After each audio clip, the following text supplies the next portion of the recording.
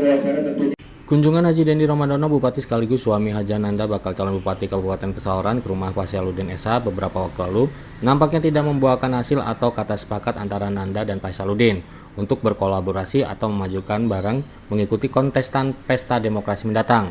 Meskipun kunjungan Dendi ke rumah Kanjeng Isal, sapaan akrab Pak Sailuddin beberapa waktu lalu sangat tertutup. Tetapi keduanya antara Dendi dan Pak Sailuddin terlihat akrab dalam foto, di mana keduanya nampak berfoto di kediaman Pak Sailuddin. Di mana foto keduanya ketika nampak dalam gambar ada di kediaman pribadi Kanjeng Isal sempat beredar di media sosial. Sabtu 27 Juli 2024 sekitar pukul 14 waktu Indonesia Barat, wartawan ini mewawancarai Pak Sailuddin SH melalui sambungan ponselnya. Menanyakan kebenaran pertemuan tertutup antara Dendi dan Pak Sailuddin beberapa waktu lalu tidak membuahkan hasil untuk duet antara Nanda dan Pak Sailuddin. Secara tegas, Wakil Ketua 1 DPRD Pesawaran mengatakan sampai saat ini tidak ada kunjungan apalagi pembicaraan hal-hal politik, lebih-lebih rapat tertutup di rumah saya. Dengan Dendi tak lain Bupati sekaligus suami Haja Nanda bakal calon Bupati Pesawaran periode 2024-2029. Yang jelas saya menegaskan, lanjut Pak Sailuddin via ponsel akan maju mengikuti kontestan perhelatan pilkada yang akan segera dibuka oleh KPUD setempat. Ketika disinggung siapa bakal calon wakil bupati yang akan dirangkul mendampinginya dalam pesta demokrasi mendatang, dengan santai dan tersenyum pria yang dikenal mudah bergaul tanpa membedakan usia dan golongan ini mengatakan sampai saat ini belum ada nama yang akan mendampingi saya maju nyalon bupati mendatang. Tetapi, kata Pak Sailuddin, ia dan tim yang sudah terbentuk di DPC PAN Pesawaran terus melakukan penjaringan nama yang tepat nantinya mendampingi saya ikut dalam perhelatan pilkada mendatang. Dan Pak Sailuddin SH belak-belakan dirinya membuka peluang untuk umum siapapun yang akan menjadi pendampingnya dalam pesta demokrasi yang jelas sejalan dan memiliki visi dan misi serta tekad kuat untuk merubah bumi Pesawaran lebih maju dan sejahtera. Tak hanya itu saja, dia juga mengatakan sampai hari ini pihaknya masih terus melakukan konsolidasi atau pendekatan dengan pimpinan-pimpinan parpol yang ada di bumi Andan Jejama. Konsolidasi atau pendekatan dengan pimpinan parpol terus kita galakan. Besar harapan parpol yang ada dapat bergabung dan mengusung dirinya maju sebagai bakal calon Bupati Pesawaran mendatang. Terpenting, diakui Kanjeng Isal yang sudah dikenal sebagai putra daerah Pesawaran memiliki kesamaan visi dan misi serta konsisten ke depan untuk memajukan bumi Pesawaran dari segala sisi. akhirnya ada perlawanan dan ini insya Allah tidak bakal terjadi lawannya kotak kosong. PAN pasti mengambil sikap untuk berdemokrasi di Kabupaten Pesawaran.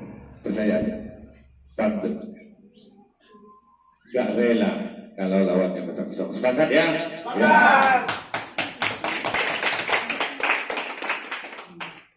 Maka dari itu kita akan mencari koalisi agar cukup perahunya kita akan taruh di pilkada di bulan 11 di tanggal 27 ya. 27 insya Allah kita akan taruh. Apapun bentuknya kita taruh dulu. Mau menang mau kalah taruh dulu ya. Sepakat? Yuk. Kalau kita lagi dari kasus,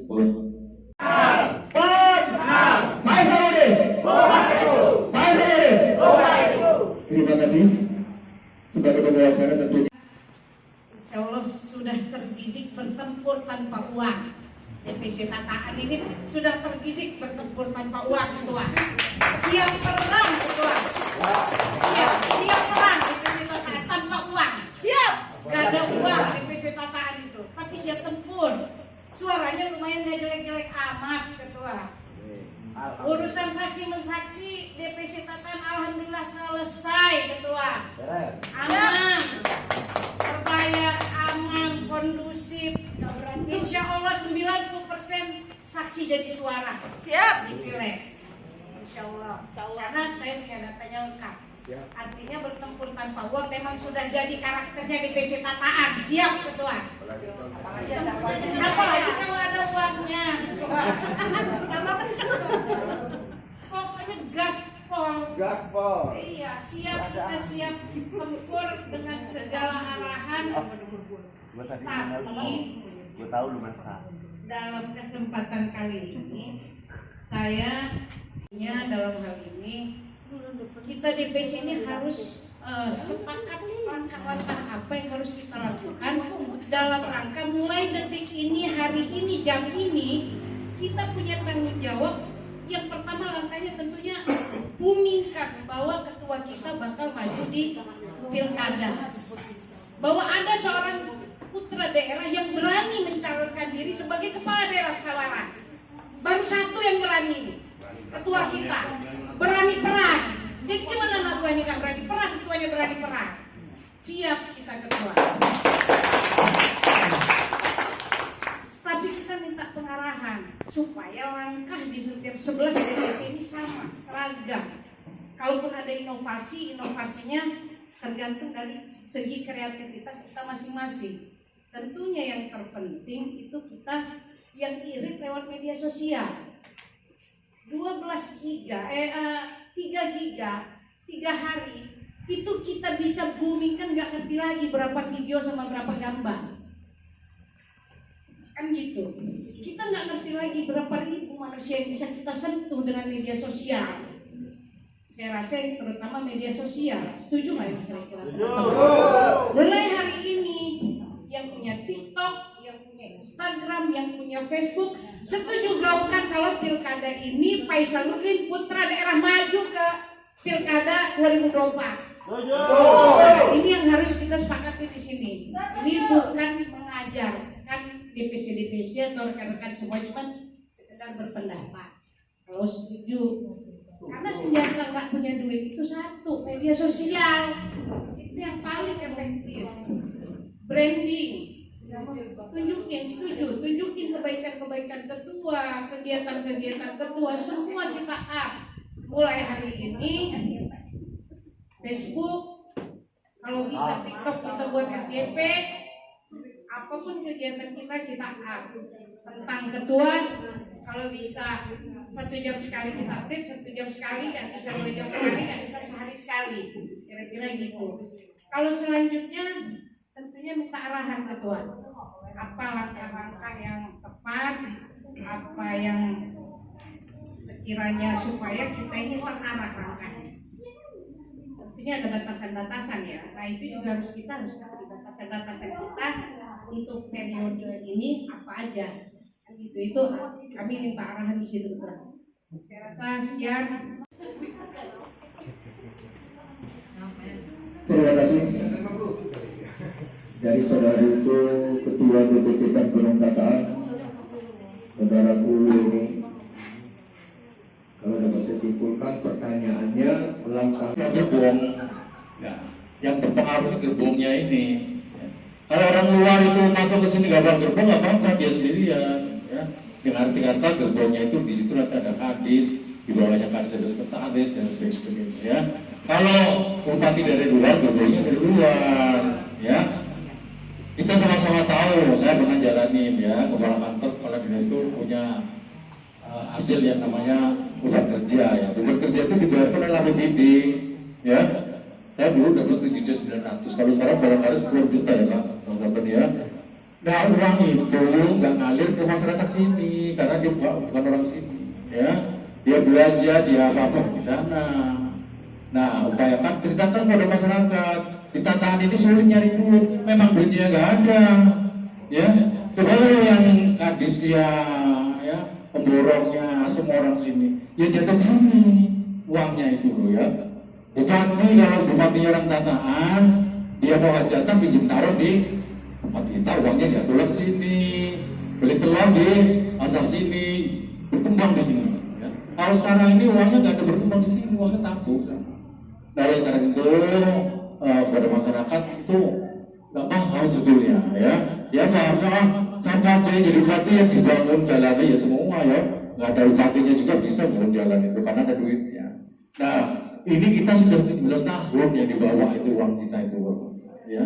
Apakah terus mau 17 tambah 5 lagi 23 tahun lagi? Sudah banyak. Oleh sebab itu saya sering katakan kalau orang-orang sini nyari duit payah ya Mas, sekarang ya bukan payah, duitnya nggak ada ya. Duitnya nggak ada ya. Mobil dinas kita itu yang megang di sini siapa? Nggak ada, cuma ketua sama ini, yang lainnya memang orang tua semua ya. Ganti oli aja di pasar nggak ada di sini, duitnya nggak jatuh.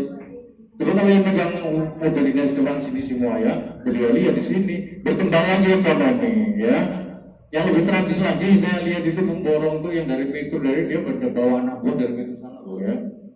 Ya Metro ya. Di sini kerja orang banyak yang melihat tonton pekerja-pekerja itu ya. Tukang dekat rumah saya itu kerjanya di Karang, padahal kita daerah sedang membangun.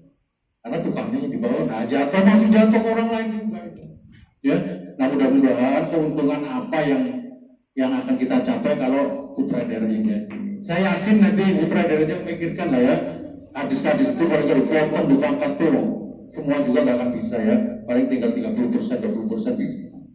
Dari dulu kalau di setting ya kita semua orang sini semua jadi kadis bisa, kan nggak di setting. Eksodus semua orang dari luar semua ke sini, ya. Sehingga itu masih uang dikit loh yang uang daerah yang dibawa ke dia. Kalau gaji itu APBN lah, nggak urusan kita. Yang bayar bukan kita ya. Yang APBN itu dibayarin kadis, belum dia nyari-nyari celah di yang lain-lain. Jadi ketua anggaran dapat lagi, jadi ini lagi dapat lagi. Banyak duit APBN yang disebut ke sana, ya. Sehingga sulit ekonomi kita. Nah, awal tambah lagi, sudah 17 tahun kita, ya. Nah, oleh karena itu kampanyekan aja. Usia kita itu sudah 17 tahun. Mau mandiri apa mau jatuh orang. Ya kalau selamanya bukan punya orang lain, ya ekonomi seperti ini aja ya. Nah kalau ekonomi berkembang itu ya namanya berkembang. Dagang laris ya, yang dagang beras laris dagang beras dia bikin baju, yang di baju, tukang baju udah berdagang. Kalau dagang beras saja cuma untuk makan hasilnya, baju-baju nggak ada yang laku lagi tempat kita ini. Ini berantai. Nah ekonomi kita itu selama ini dengan adanya kabupaten baru diharapkan ya akan maju, tapi 17 tahun itu mandek.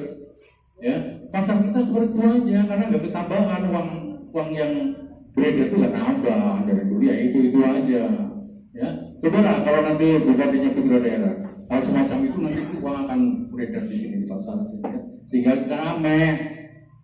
Ya buktikan aja daerah-daerah yang daerahnya putra daerah ya kebanyakan kepala dinasnya, sekretarisnya, kabit-kabitnya orang-orang situ aja kayak periksa itu duit jatuh itu sana semua makmur dia. Ya, tapi kita ini pola menjual putra daerah sampai pilihan kemarin aja belum laku karena tidak paham masyarakat kita itu. Bolehlah nanti yang di DPC, yang di gunanya nanti kita putra daerah dan bukan putra daerah. Hubungannya ya. Ya kerugiannya kalau kita bukan putra daerah seperti itu. Ya. Uang ini nggak akan beredar.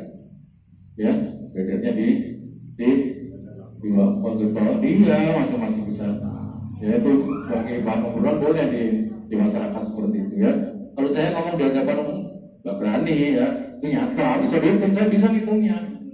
Dihitung aja kadis-kadis habis segala macam yang di luar. Itu bawa APBD, bawa uang APBD dibayar gitu. Ya. Dasar-dasar itu aja yang bisa saya sampaikan. Kalau kurang paham nanti tanya sama saya. Wassalamualaikum warahmatullahi wabarakatuh. Dari Pesawaran, Agung Delta TV melaporkan.